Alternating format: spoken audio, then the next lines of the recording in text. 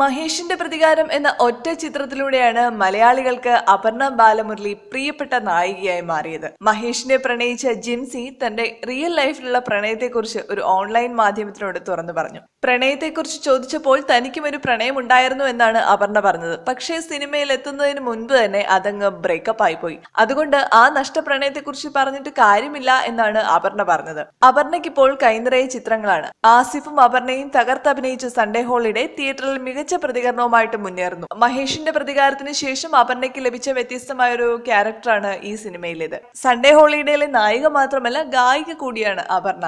നായികയായി വന്ന് ഗായികയായി മാറിയ കഥയാണ് അപർണയുടേത്. മഹേഷിന്റെ പ്രതികാരത്തിലെ മൗനങ്ങൾ മിണ്ടുമൊരി തീരത്ത് എന്ന ഗാനം വിജയ് യേശുദാസിനൊപ്പം പാടിയ ആ മനോഹര ശബ്ദം അപർണയുടേതായിരുന്നു. പാലക്കാട് ഗ്ലോബൽ ഇൻസ്റ്റിറ്റ്യൂട്ടിൽ ആർക്കിടെക്ചർ വിദ്യാർത്ഥിനിയായിരുന്നു അപർണ.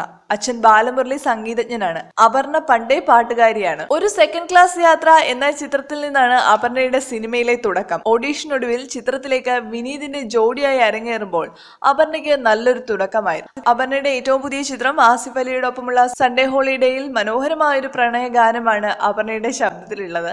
ജി വേണുഗോപാലിന്റെ മകൻ അരവിന്ദാണ് ഈ ചിത്രത്തിൽ അപർണയോടൊപ്പം പാടിയിരിക്കുന്നത്. അപർണയുടെ രണ്ടാമത്തെ സിനിമാ ഗാനമാണ് ഇത്. ബിജിബാലിന്റെ സംഗീതത്തിൽ റഫീഖ് അഹമ്മദ് ആണ് ഈ ചിത്രത്തിൽ വരികൾ എഴുതിയിരിക്കുന്നത്. അപർണയുടേതായി അടുത്തതായി പുറത്തിറങ്ങുന്ന ചിത്രമാണ് സർവോപരി പാലാക്കാരൻ. ഈ സിനിമയുടെ ട്രെയിലർ റിലീസായി. സിനിമയിൽ ഒരു പോലീസ് വേഷത്തിലാണ് അനൂപ് മേനോൻ എത്തുന്നത്. മോഡേൺ ലുക്കിൽ വളരെ ബോൾഡ് ആയിട്ടൊരു പെൺകുട്ടിയായിട്ടാണ് അപർണ ബാലമുരളിയുടെ കഥാപാത്രം.